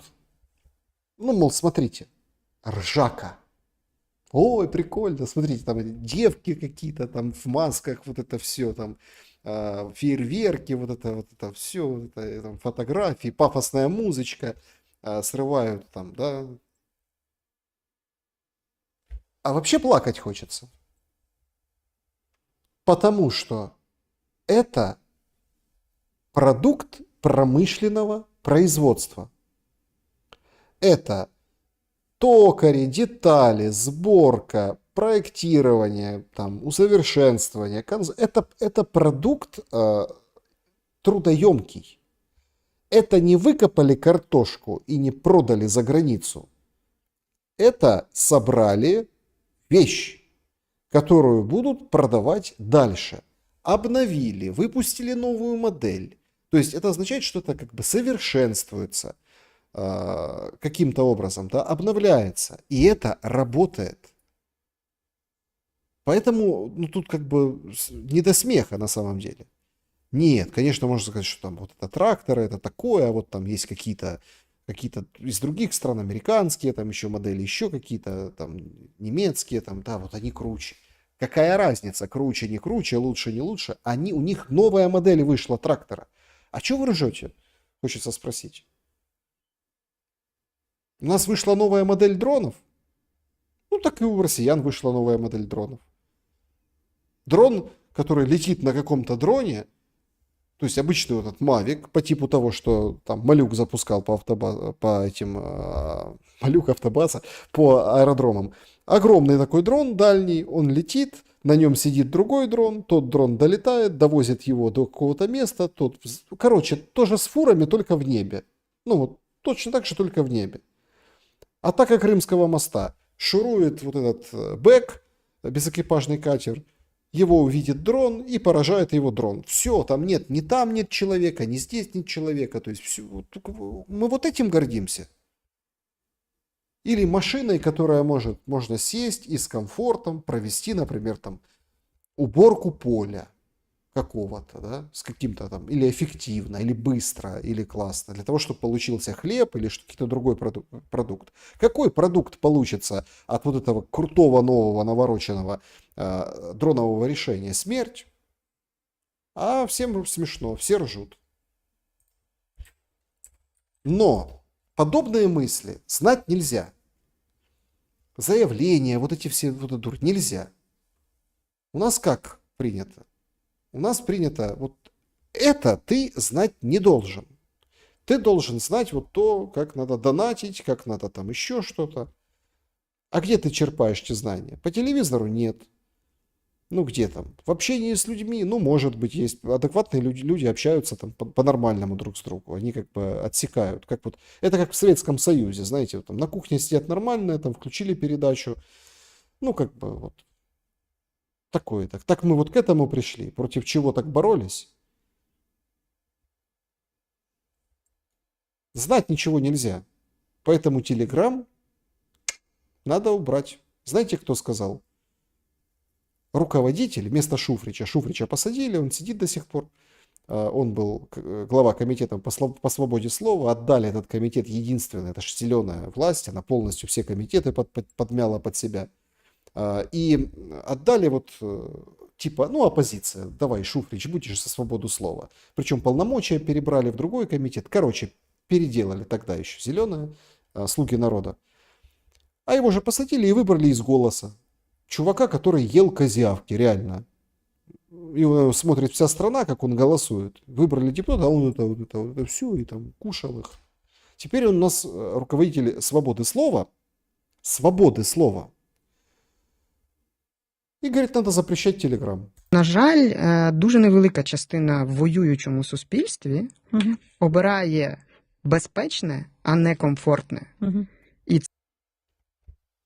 Мне вот нравится тенденция последняя. Если ты какой-то идиот, ну вот объективно, неумный человек, дурень, то ты должен начать, а их так учат. Это я сталкивался с этим. Ну, подождите, я с этим сталкивался в классе 9 каком-то. Ну, короче, есть там такие, это прям серьезная история, но нас знакомили там, да? Вот представляете, какое плохое было образование там на Донбассе, в Луганской области, там новые методики вводили, вот эти тренинги только появлялись, там методы. И вот знакомили всех, как вести дебаты. И вот, ну, то есть дебаты своего рода, это тоже прием из дебатов. То есть ты должен сказать какую-то хитромудрую чухню, которая полезной информации не несет, но типа подкрепляет то, что ты сейчас вот дальше скажешь. Ну или, грубо говоря, пофилософствовать, а потом вот что-нибудь, вот мысль какую-то. И ты за вот этой вот ширмой, типа ты умный, прячешь какую-нибудь ахинею. Ну вот так это работает. И люди оценивают. Команды целые, команда одна дебатирует с другой, как брейнринг, только там на вопросы отвечают, а это типа дебат. А есть оценщики, они там аргументацию, факты. Я сталкивался с этим, но это был в 9 классе. То есть, да. И вот это я смотрю на эту историю, думаю, елки-палки, так это ж оттуда. То есть еще раз. Обирає безпечне, а не комфортне. Во время войны человек выбирает безопасное, а не комфортное. І це величезний виклик, тому що в парадигмі виживання, телеграму не має бути в Україні в принципі. Если мы живем в парадигме выживания, телеграмма не должно быть в Украине в принципе. І знову ж таки, а тут ті самі аргументи: малий бізнес, монетаризація, це найлегша там платформа і тому подібне. То есть логика, да? Люди жить хорошо хотят, представляешь? Скажите, пожалуйста, а вот я видел Lamborghini, Ferrari. Да и Lamborghini тоже, Ferrari я видел, были видео последние в Киеве, в столице воюющей страны, которые под обстрелами, которые там воздушные тревоги, летят шахеды, летят баллистика. А это вот как? Это безопасная машина или комфортная? Ну вот какая-нибудь там, или там дорогая, да? Вот в какую сторону вот там перекос? Люди чего хотят? Безопасности или комфорта? Телеграм. Комфортный, да, там, но мы хотим безопасности, поэтому телеграмма не должно быть. Все на Viber. Все на Viber и на WhatsApp. Вот так вот нам говорят эксперты, вот этого, такой как Юрчишин, козявочник, да, который рассуждает и говорит, что не должно быть телеграмма в Украине. Вообще мне иногда вот эта вот вся история с запретами напоминает бабуинов. Сегодня прошла новость, давайте так, чтобы завершить на более легком каком-то материале наш шум. Сегодня в Нидерландах вышла новость, в Нидерландах, Sky News, по-моему, выпустил, сейчас увидим, одна из посетительниц зоопарка, снимала как бы бабуинов и упустила телефон в вольер с бабуинами. И он туда вот там упал и туда попал к ним. Ох, какой экшен был.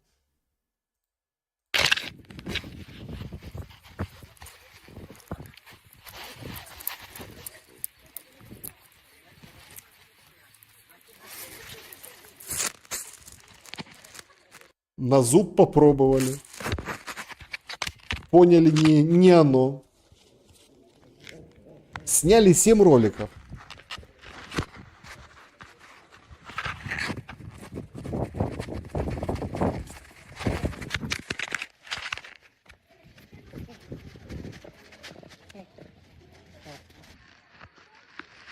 Небо.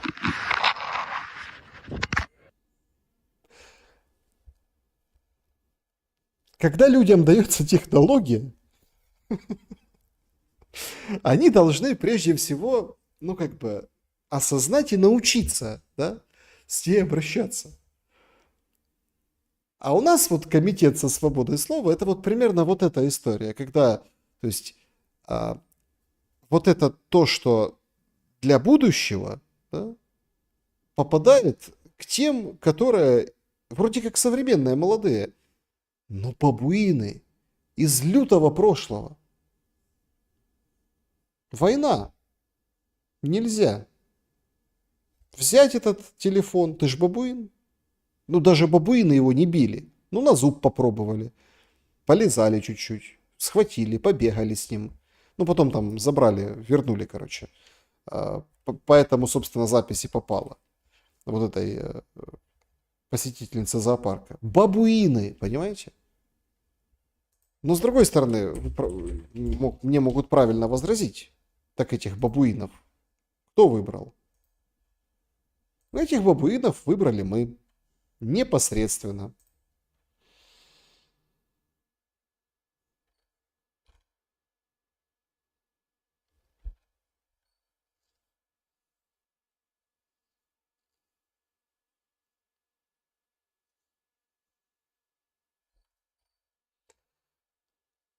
Да, друзья, всем большое спасибо за сегодняшний шум. Давайте перейдем в наш сегодняшний чат. Ну, смотрите, я тут единственное, что перед тем, как в чат перейти, я просто должен это показать, потому что опрос у нас об этом, да, и без этого просто... Вот самое главное на самом деле, вот давайте попробуем понять самое главное из шума сегодняшнего. Это жуткая трагедия вот людей на самом деле. Из-за глупости, комплекса Наполеона и идиотизма власти.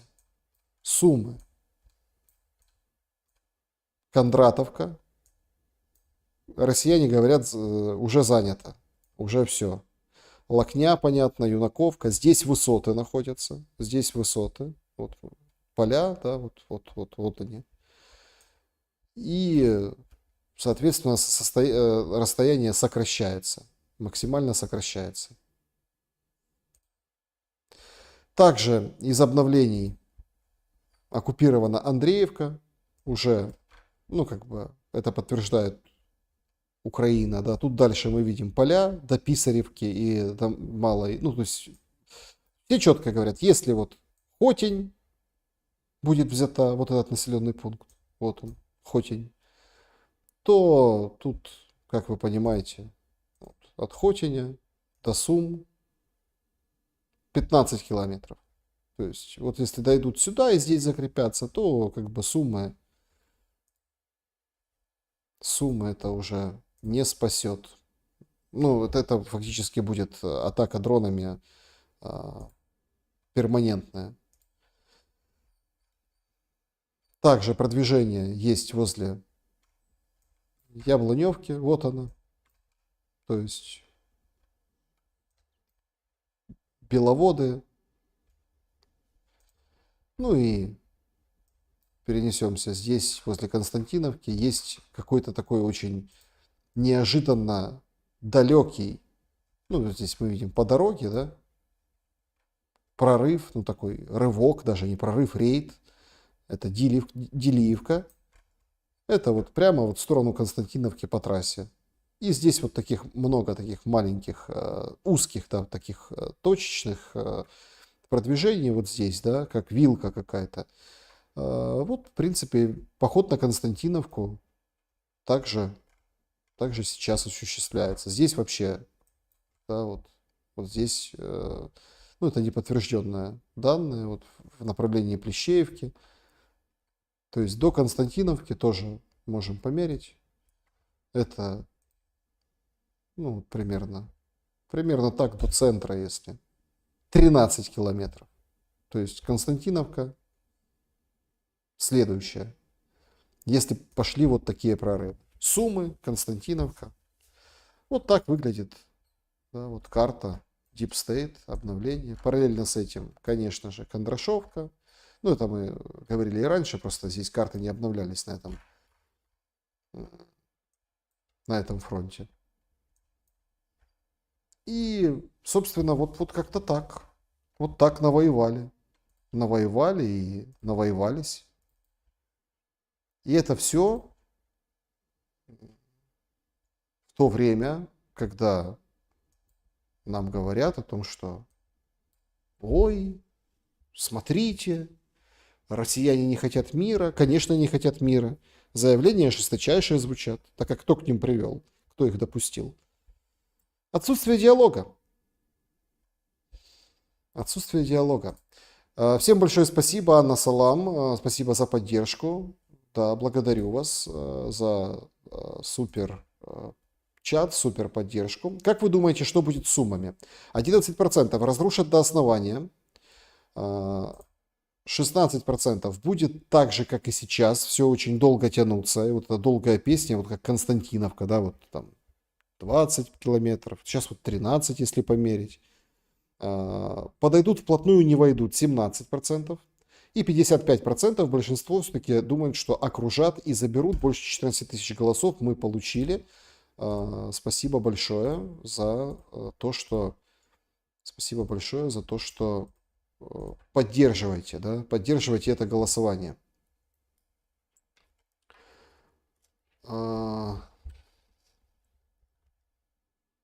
Значит, по поводу вопросов. По поводу вопросов, которые звучат, давайте перейдем, начнем с клуба зрителей. Там не шибко много вопросов, но тем не менее, спасибо большое, что тоже подписывайтесь, следите за видео, следите за аудио, следите за там анонсами в частном канале. Ну, иногда я записываю там аудиосообщения, тоже высказываюсь о сложившейся ситуации. Значит, по поводу вопросов. Значит, как вы относитесь, оцениваете слова Юлии Латыниной: Александр Лукашенко адекватный, Владимир Путин эффективный, Зеленский человек, распространяющий нацистские нарративы в разрезе 3 президентов славянских республик бывшего СССР? Это позиция Юлии Латыниной. Она, конечно, слишком вами сжата, она была очень витиевата. Если хотите, перейдите, посмотрите, но динамика налицо. Ну вот имеется в виду того, как она меняет позицию. Это просто ужасно. Украина как червяк, который пошел с мужиками на рыбалку, как можно соскочить с крючка. Надеяться, что поплюют, промахнутся, немножко размякнет, плюнут и будут искать другого. Ну, я так думаю. У червяка другой участи нет, да, если брать вашу аналогию. Значит, Александр Труженик, да, спасибо большое. Шелли, с какой Украине ты желаешь силы? В описании канала. Ты за страну... описание канала: за страну террорист, продолжение войны, сейчас нет никакой другой Украины фактически. Ева, Украине из нормальных людей я желаю силы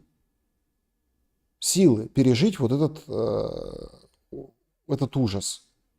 И нормальным людям некому пожелать силы, потому что им всем желают потужности. А надо просто силы, стойкости, морального духа. Поддержки людям не хватает. Их всех считают за дураков. Им рассказывают переиначенные, пережеванные, выплюнутые, но свернутые в правильную формочку новости, заявления. Это же, я просто представляю, как, хорошо, что недолго. Надо Трампа попросить, чтобы в следующий раз, когда он напишет о том, какой был хороший разговор с Путиным, чтобы он подождал часик, а лучше 2. И мы бы увидели во всей красе то, о чем я говорю.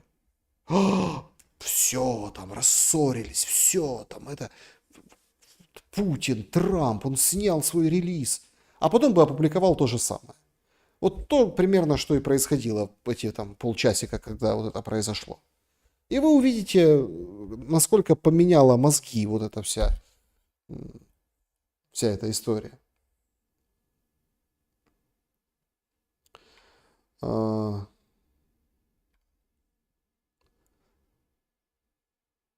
В Украине есть нормальные люди, да, определенно. Зеленский отреагировал на разговор Путина с Трампом. Ну, так а что это меняет, понимаете? Зеленский отреагировал.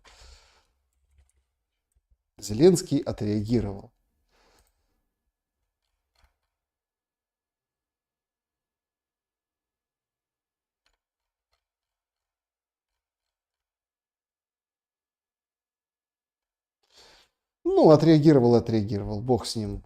Дело дело житейское, знаете. То есть...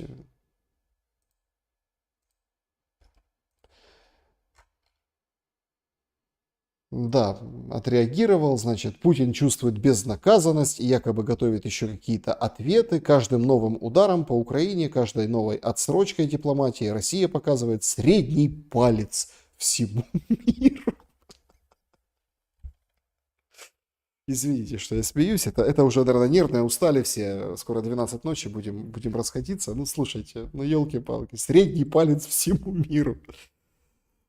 Зеленский забыл, что у русских есть, ну, у русских людей, да, есть такой волшебный ответ на любой средний палец. Называется фига. У украинцев дуля. Дуля. Фига. Надо быть проще. Вот мне так нравится вот это его ceasefire, ceasefire. Ну, потому что прекращение огня надо дольше говорить и выговаривать. Лениться, понимаете? Странно, вроде же артист, с дикцией все должно быть нормально. Ой. Да, Зеленский так сказал. Средний палец всему миру, да.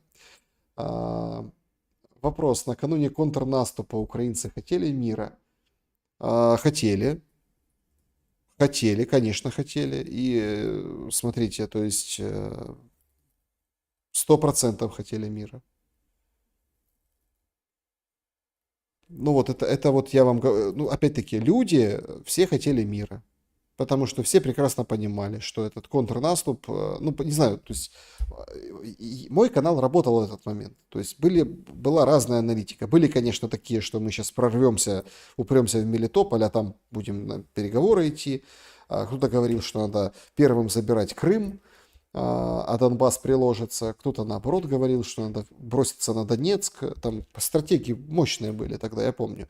Но, по сути, люди хотели мира. Во время контрнаступа тоже, потому что контрнаступление – это жертвы.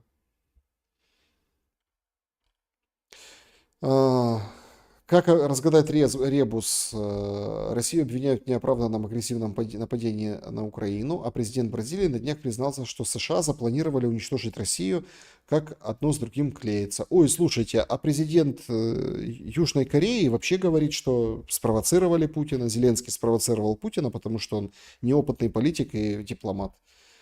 Ну, вот никак не клеится. Время поменялось. Знаете, как это? Вот никак не клеится. Поменялось время. Просто вот так. Саша, у кого бы ты больше хотел взять интервью? У Трампа, Путина или у Зеленского? Из ваших приведенных вариантов последний в стилистике Владимира Золкина. Что в вашей жизни изменилось после наложения санкций против вас? Многие, наверное, боятся общения с вами. Нет, общения не боятся. Эфиров как бы, ну, избегают по объективным причинам. Там, ну, субъективным, объективным, дело не в этом. Изменилось, да. Но это все равно, понимаете, эти санкции превратили, как это Саша Курелюк, эти санкции превратили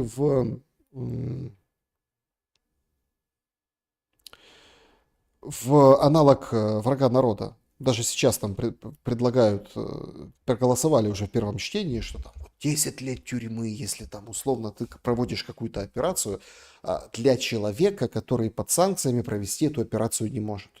Лишение там всех вот этих вещей. То есть это понятное дело, это чтобы человек ничего не мог продать, ничего не мог там что-то переписать, ничего не мог там как-то распорядиться имуществом или что-то еще. Все, край. На 10 лет вот так вот тебе. Понимаете, это получается, то есть дети врагов народа, потому что там, ну кто там покупает, родные дети там что-то могут пойти купить, там, пирожок какой-нибудь или что-то еще. Они, получается, нарушают закон. То есть это неправильное понятие изначально. Хотя, ну, тело такое. Все пройдет, наверное, пройдет и это. Саша, где Карасев? Карасев готовится к бою. Говорит, скоро. Скоро, вот мы с ним на связи. Говорит, скоро, но вот пока нет, но скоро. Ну, в общем, ну, как всегда. Судится. Он находится на территории Украины. То есть, в принципе, он готов к эфирам, но нужно подождать еще какое-то время. Репарации на урановых рудниках, ну да. Директивы 2027 есть решение, это временная защита от кого? На 5 лет временно. Продолжили директиву. Не знаю от кого. От Украины, которая берет и возвращает всех назад. Наверное, да. Евген Филиппов. Эфир с Панченко будет. Будет в первый день бегства Зеленского. Будет эфир с Панченко. Мы договорились. Вот когда будет первый день, вот тогда и будет. А,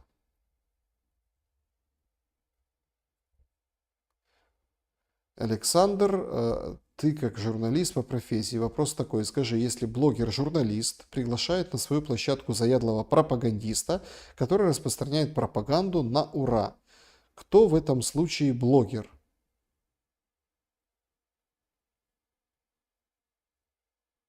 Ну, смотрите, давайте так. Блогер-журналист, кто в этом случае блогер? Есть очень интересно, вот опять-таки, меняется время. Меняется время. Фактор времени нельзя не учитывать. Это очень важный момент. То, что называлось российской пропагандой сразу сходу со старту, как говорится, в нос, с приходом, например, новой администрации в США, таковой быть перестало. Венс российские нарративы толкает, представляете? О как!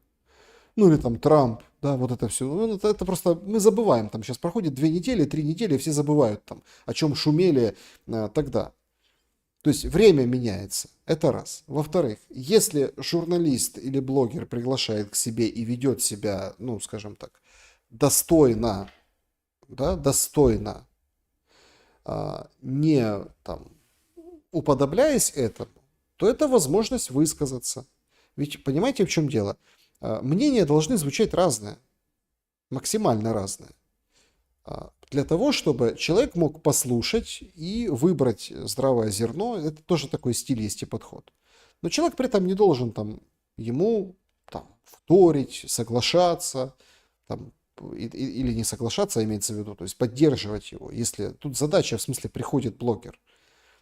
Если вы меня имеете в виду, ну нет, подождите. Пропаганда бывает разная. Есть часть пропаганды, есть полная пропаганда. Есть люди действительно с такой позицией. Поэтому тут задача раскрыть, если речь об интервью. Если не получается раскрыть, ну тогда, значит, это компенсируется разностью мнений других тоже, да, вот в целом. Поэтому, как это, не стреляйте в пианиста, он играет как умеет. По клавишам. Почему Геннадий Балашов стал таким борзым? Вы знаете, а мухи кусают перед дождем.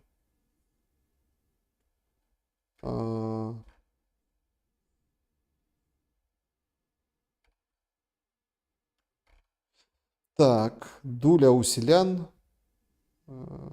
Город никогда не говорил на сельской мове, я свидетельствую. Слушайте, Дуля это по-украински, это не у селян. Ну, Кукиш, Дуля, то есть, ну, подождите, ну, не это самое, по-разному говорили, не придирайтесь.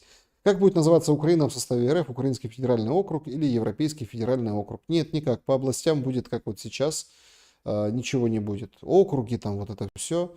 Ну, и посмотрим, насколько там это все расширится. Есть абсолютно разные варианты, как все закончится. Вот Арестович вчера 3 Украины, да, говорил. Одна, та, которая вот оккупированная в Конституцию включена, ну, захвачена физически, или там другая дипломатически созданная буферная, и третья там наследница вот того режима, который и того порядка вещей, которые есть там в Галиции.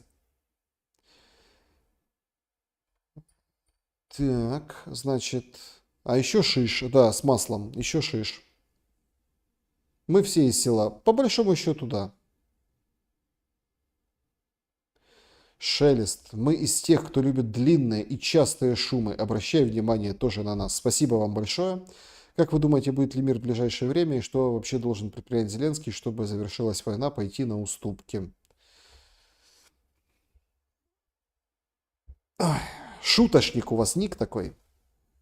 Я верил, что в ближайшее время будет мир. До этих операций, до этого срыва сегодняшнего. По сути, политически он ничем не отличается. То есть трек стамбульский оставляют, но его засушивают, и после обоюдных обвинений в его функционировании и Зеленского, и Путина сегодня, но в разных, конечно, тональностях, действительно он рискует стать бесперспективным. США, похоже, на стамбульский тракт плевать. Им как бы не шашечки, а ехать. Поэтому можно здесь признать свою ошибку, мою лично. Я думал, что будет больше выхлопа в плане мирного урегулирования в Стамбуле. Однако Россия, смотрите, будет настаивать в стамбульском формате на вот этих 2-3 днях по участкам фронта для того, чтобы трупы собрать, несмотря на оскорбление Зеленского, показывая, что Зеленский слаб, оскорбляя вот таким образом, называя, ну, там, делегацию. Очень мягко все отреагировали политически. Это означает, что это не совсем для Трампа, не только для Трампа сохраняют стамбульский трек. Я думаю, что он еще сыграет свою роль в плане продолжения Стамбула первого, ведь на это нацелены сейчас, ну как это, духа Стамбула первого, того 22 года. Поэтому его оставят и будут возиться. Но это будет не минская история, потому что не подпишут. Ничего пока не подписывают. Ну, поэтому мир не скоро. Если не случится нечто после ответа Путина, некоего, но не вот того, о котором все подумали, что там прилетит вдруг орешник и что-то там изменится, или там ликвидируют Зеленского, или что-то еще произойдет, а мне кажется, что будет некий такой другой ответ, который даст понять, что... Ну, в общем, приказ будет от Америки, там Британия сядет под лавку быстренько. То есть есть эти рычаги. Они не совсем очевидны. Мне кажется, что это вот к этому мы близимся. Но опять-таки, остановит ли это войну или будут довоевывать, и будет вот и насколько это будет долго, из того, что есть, вот тут вопрос. Но не так скоро, как я думал, грубо говоря, неделю назад, до вот этих всех событий, теперь я вижу мир. К сожалению, вынужден признать. Хотя в мир верю. И действительно, мир нужен именно сейчас. Ну, не будем тут про перевороты, все понимают, да, там по поводу сценария, Евгений Павловский тут выписывает сценарий, спасибо большое, значит, спасибо большое за то, что, слушайте, ну и, конечно, это, Маска подсидел Венс, там, вы внучок Пети Шелеста, ой, спасибо большое за этот вечер, спасибо большое за то, что присоединились, и мы так хорошенько пошумели. Всем добра и света, берегите себя и друг друга. Все-таки здорово. Здорово, что мы есть друг у друга и можем, ну вот так вот, честно, в комментариях, не только там писать друг другу, что думаете плохого, ну и хорошее. Давайте честно писать и хорошее тоже. Хорошее. Потому что, как ни крути, особенно в эти лютые времена, мысли материальны, а вдруг напишите чего-то хорошее, и оно исполнится. Вот то, что для вас конкретно хорошее в этой сложившейся ужасной ситуации, кошмарной ситуации с войной, и кажется на мгновение, что даже не знаешь, а как это все окончится, да? Но должно окончиться. Если даже для этого будут применены экстраординарные меры и неочевидные усилия. В конце концов, хочешь рассмешить Бога, расскажи ему о своих планах. Или как в «Мастере и Маргарите», да? То есть люди смертны, но внезапно смертны. Добра и света. Будем жить. Хорошо. Пошумели.